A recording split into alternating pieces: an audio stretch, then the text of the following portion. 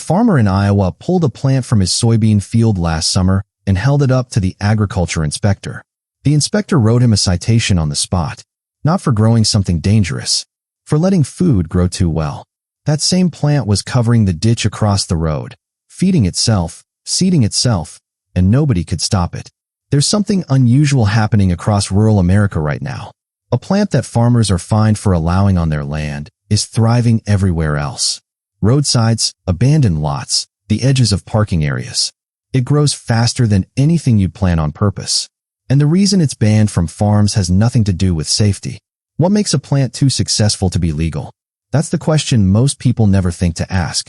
We assume regulations exist to protect us. But when a plant is prohibited not because it harms crops, not because it's toxic, but because it refuses to stay controlled, you start to realize the rules aren't about protection. They're about something else entirely. This particular plant has been feeding people for thousands of years. Indigenous communities across 2 continents built entire food systems around it. Then colonizers arrived and did something strange. They didn't just discourage its use.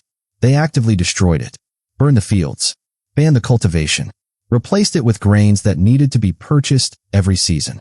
Today, that same plant grows wild in 48 states. You've probably walked past it dozens of times without noticing. And in multiple states, if you intentionally let it grow on farmland, you can face fines, mandatory removal, and legal consequences. The question isn't whether this plant is harmful. The question is why something so nutritious and self-sufficient threatens the system badly enough to be criminalized. They conquered through food control. One of their first acts was to ban amaranth cultivation and destroy existing crops. They forced indigenous people to grow European grains instead. Wheat, barley, crops that required annual purchase of seed and created dependence on colonial supply systems. Amaranth reseeded itself freely. That made it dangerous to colonial control. The suppression worked for centuries. Amaranth nearly disappeared as a cultivated crop. But you cannot eliminate a plant this resilient. It survived in wild populations, kept growing in disturbed soil, and slowly spread back across the continent. Today it's everywhere. Farmers call it one of the most problematic weeds in North America. And in states including Arizona, California, Colorado, Kansas, Minnesota, Nevada, New Mexico, Oklahoma, and Wyoming, it's classified as a noxious weed. That classification makes intentional cultivation illegal in agricultural contexts. Why would a food crop be classified as noxious? The official explanation is that it competes with commercial crops and reduces yields. That's partially true. Amaranth grows aggressively. It thrives in disturbed soil, loves heat, tolerates drought, and produces so many seeds that it's nearly impossible to eliminate once established. Seeds remain viable in soil for decades. Kill every visible plant, and new ones emerge next year from the seed bank. But here's what the official explanation doesn't mention. Amaranth has developed resistance to multiple herbicides. Palmer amaranth, one common species, is now resistant to 6 different classes of herbicides, including glyphosate. It's one of the most herbicide-resistant plants in existence. Farmers spray it repeatedly, and it keeps growing.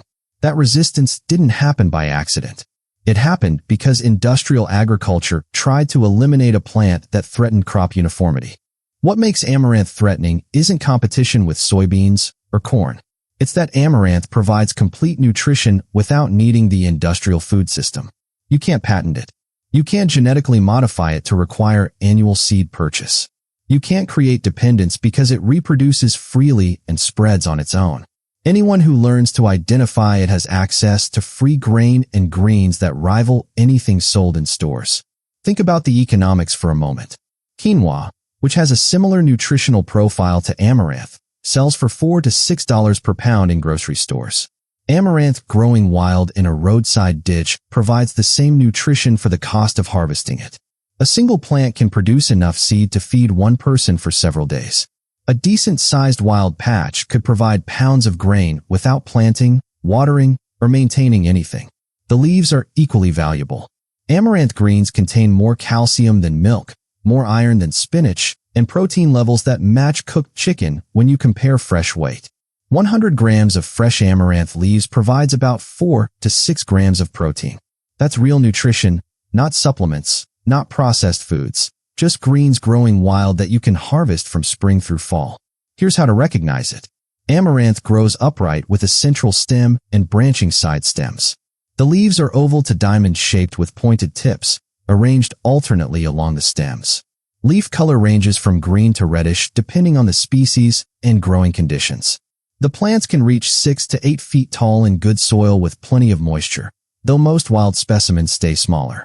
The key identifying feature is the flowers and seed heads. Amaranth produces dense clusters of small greenish or reddish flowers in spike formations.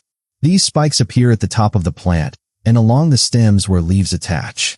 The flower clusters are bristly and rough to the touch. As seeds develop, the spikes become more prominent and eventually release tiny black or reddish-brown seeds.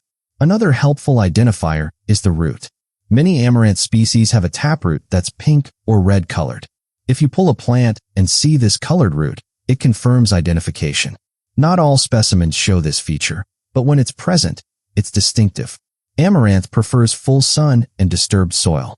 You'll find it in farm fields, gardens, roadsides, vacant lots, gravel areas, and anywhere natural vegetation has been disrupted. There are lookalikes to be aware of. Other amaranth relatives like water hemp appear similar and are equally edible. The main confusion could happen with certain plants in the nightshade family, though those have different flower structures. The bristly spike flowers are the key. If you see those characteristic rough seed spikes, you've found amaranth or a close edible relative. Now let's talk about harvesting and preparation, because knowing what it is means nothing if you don't know how to use it.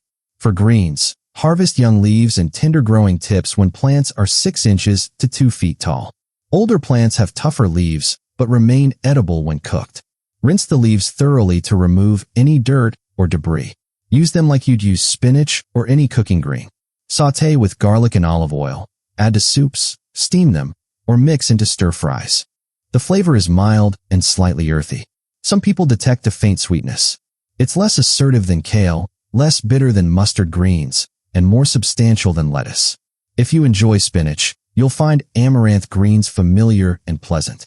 Cooking reduces the volume significantly, just like spinach, so harvest more than you think you'll need. For grain, wait until late summer or fall when seed heads mature and begin to dry. The seeds should be dark-colored and easily dislodged when you rub the seed head between your fingers. At this stage, you can harvest entire seed heads by cutting the stems a few inches below the lowest seed cluster, or you can strip seeds directly into a bucket by running your hand down the seed spike. You'll collect a mix of seeds and chaff. The chaff is light plant material, dried flowers, and debris that comes off with the seeds. Processing requires winnowing. Pour your seed and chaff mixture from one container to another in front of a fan or outdoors in a steady breeze. The light chaff blows away while the heavier seeds fall into the container. Repeat this process until the seeds are reasonably clean. Perfect cleaning isn't necessary. A little remaining chaff won't hurt anything. Store the clean seeds in glass jars or airtight containers in a cool, dry location. They'll remain viable for years. To cook amaranth grain, use a ratio of 3 parts water to 1 part seeds. Bring the water to a boil, add the seeds, reduce heat to low, cover the pot, and simmer for 20 to 25 minutes. The seeds will absorb water and become tender with a slight, pleasant crunch. Cooked amaranth has a nutty, slightly earthy flavor. You can eat it as a side dish, similar to rice or quinoa. Mix it into salads while still warm or cold. Combine it with vegetables and proteins for a complete meal. Some people add it to soups to increase thickness and nutritional content. It's versatile and mild enough to take on other flavors. You can also grind dried amaranth seeds into flour using a grain mill or high-powered blender. The flour is gluten-free and works in baking, though it's denser than wheat flour. Many people mix amaranth flour with wheat flour or other grain flours at a ratio of about 1 part amaranth to 3 parts wheat for bread and baked goods. Pure amaranth flour makes good pancakes, crackers, and flatbreads. Here's the legal reality you need to understand. In states where amaranth is classified as noxious, the laws typically target agricultural settings where the plant competes with commercial crops. Enforcement focuses on farmers and large landowners who allow amaranth to spread into neighboring properties. The concern is seed dispersal into other farms, not personal use. If amaranth appears on your property naturally, which happens constantly because seeds travel on wind, water, animals, and equipment, you're generally not required to eradicate it immediately. The legal obligation usually triggers only if a neighbor complains or if agricultural inspectors are called for other reasons and notice extensive amaranth growth. This creates space for personal harvest without technically violating cultivation laws. Many people have amaranth growing on their property, harvest the leaves and seeds for personal use, and never face legal consequences. The key is discretion. Don't advertise it. Don't let it spread aggressively into neighboring properties. Maintain your property reasonably. Under those conditions, enforcement is unlikely for small-scale personal harvest. Foraging from public roadsides, ditches, and public lands is generally legal for personal use in most states. The restrictions target cultivation, not gathering wild plants. That means you can legally and ethically harvest amaranth leaves and seeds from wild populations even in states with noxious weed classifications. Just make certain you're harvesting from clean areas not contaminated with herbicides, vehicle exhaust, or industrial pollutants. Here's what people over 50 need to understand about this plant. Food security becomes increasingly important as you age. Fixed incomes, rising grocery prices, and potential disruptions to supply systems all create vulnerability. Knowing how to identify and use wild food sources provides insurance against those vulnerabilities. Amaranth is one of the most valuable wild foods because it provides complete nutrition, grows prolifically, and requires no gardening skill to harvest. The protein content is particularly important for older adults. Maintaining muscle mass and strength requires adequate protein intake. Many people reduce meat consumption as they age due to cost, health concerns, or difficulty preparing it. Amaranth provides plant-based complete protein that's easy to harvest, simple to prepare, and costs nothing. The greens and grain together offer a protein source comparable to animal products without the expense or complexity. The vitamins and minerals in amaranth address common nutritional deficiencies in older adults. The high calcium content supports bone health. The iron helps prevent anemia. The magnesium supports heart and muscle function. These aren't trivial benefits. They're fundamental aspects of healthy aging that amaranth provides freely to anyone who takes the time to learn the plant. There's also something meaningful about self-sufficiency at any age. Knowing you can walk outside and gather nutritious food creates confidence and independence. You're not entirely dependent on stores, supply chains, or systems that may not always function reliably. That knowledge has practical value and psychological value. It changes how you see the world around you. Some of you are wondering whether amaranth is truly safe to eat. That's a reasonable question. The answer is yes, with basic common sense precautions. Amaranth has been eaten by humans for thousands of years across multiple continents. It's not an experimental food. It's a traditional staple that fell out of common use due to historical suppression, not because of any health concerns. The main caution is the same one that applies to any foraged green. Amaranth leaves contain oxalates, which are natural compounds found in many vegetables including spinach, beet greens, and chard. Oxalates can interfere with calcium absorption and may contribute to kidney stone formation in susceptible individuals. Cooking reduces oxalate content significantly. If you have a history of kidney stones or calcium absorption issues, cook amaranth greens thoroughly and consume them in moderation as part of a varied diet. The seeds contain no significant anti-nutritional factors and are safe to eat in any quantity. They've been studied extensively and found to be nutritionally beneficial without adverse effects. The protein digestibility is around 90%, which is comparable to milk protein and better than most plant proteins. The grain is suitable for all ages including children and elderly adults. Harvest from clean areas. Avoid roadsides that are heavily sprayed with herbicides.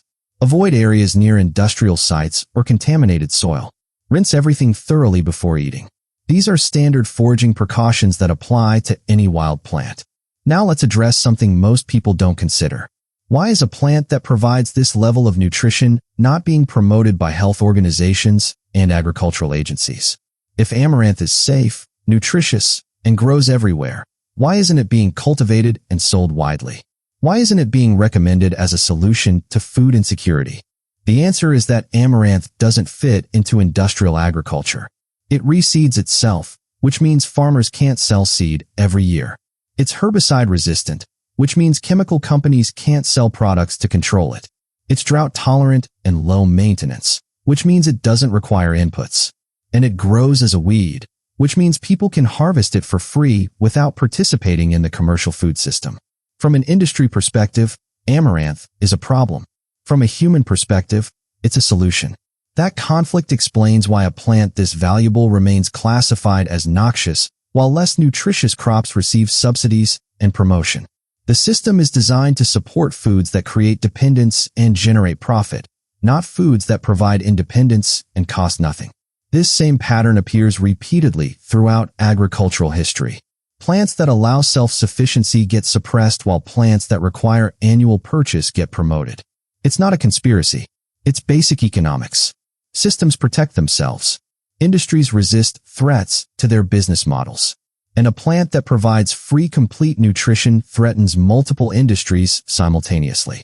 The global grain market is worth hundreds of billions of dollars. The meat industry is worth over $1 trillion. The protein supplement industry is worth tens of billions. Amaranth doesn't threaten any single industry enough to provoke active suppression, but it threatens the premise that protein and grain must be purchased. That's a subtle but fundamental challenge to the entire food economy. What happens when enough people realize that nutritious food grows wild in ditches everywhere? What happens when communities start gathering amaranth instead of buying quinoa? What happens when individuals discover they can meet protein needs without grocery stores?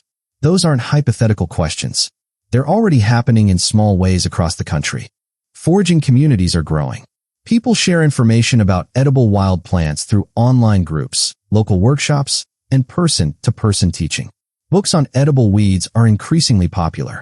Survival and self-sufficiency movements include wild food gathering as core skills. The knowledge is spreading quietly but steadily. Amaranth itself is spreading. It's becoming more common in agricultural areas despite eradication efforts. The herbicide resistance means it survives chemical control attempts. The abundant seed production means it colonizes new areas constantly. And climate change is actually favoring amaranth because it thrives in heat and drought conditions that stress many crops. The future likely involves more people recognizing amaranth as food while governments continue classifying it as a weed. That disconnect will persist because changing the classification would require acknowledging that a plant currently banned from farms is actually more nutritious than many subsidized crops. That's not a politically feasible admission for agricultural agencies that have spent decades promoting amaranth eradication. But the classification doesn't matter much in practical terms. Amaranth grows whether it's classified as food or weed. People can harvest it regardless of what officials call it. And the nutritional value remains the same whether you gather it from a ditch or buy cultivated amaranth grain at a health food store for $6 per pound. If you want to start using amaranth, begin by learning to identify it confidently. Spend time observing the plants in different growth stages. Notice how young plants look compared to mature specimens. Pay attention to the distinctive seed spikes that make identification certain. Once you can recognize amaranth reliably, you'll start seeing it everywhere. Try harvesting young leaves first. They're mild, tender, and easy to prepare. Cook them like spinach and see how you enjoy the flavor. If you like the greens, progress to collecting seeds in late summer or fall. Start with small amounts to practice winnowing and cooking techniques. As you gain confidence, you can harvest larger quantities. Some of you will try this once and decide it's not worth the effort. That's fine. Amaranth isn't for everyone. But some of you will discover that spending 20 minutes harvesting and winnowing seeds provides weeks' worth of nutritious grain for free. You'll realize that a plant you previously ignored is more valuable than most items in your pantry. That realization changes how you see the landscape. The most important thing is knowledge. Knowing what amaranth is, where it grows, and how to use it provides options you didn't have before. Maybe you'll never need to harvest it. Maybe it remains an interesting fact, something you're aware of but don't personally use. But maybe someday food prices spike again, or supply chains are disrupted, or you're simply tired of paying high prices for basic nutrition. On that day, knowing how to recognize and use amaranth has real value. This isn't about fear or disaster scenarios. It's about recognizing resources that exist around you. Every skill you learn, every plant you can identify, Every source of food you understand adds to your capability and independence. That's valuable at any age, in any circumstance. Now I want to hear from you, but I'm asking something specific. Have you ever noticed amaranth growing in your area without knowing what it was? That moment when you recognize something you've seen countless times, but never really saw. That's what I'm curious about. If this video changed how you see roadsides and vacant lots, share that realization in the comments. If you found this valuable, subscribe to this channel. We focus on plants that provide real nutrition, grow independently, and exist outside commercial systems. Some of these plants are celebrated, some are ignored, and some, like amaranth, are actively suppressed. The information is here for anyone willing to learn. Banned from farms. Growing everywhere else. Complete protein in every seed. Thousands of years of human use. Criminalized during colonization and still classified as noxious today. That's amaranth. Not because it's dangerous, because it's too useful to control. Learn what it looks like. Harvest when you see it. And understand that the most valuable plants are often the ones the system wants you to ignore.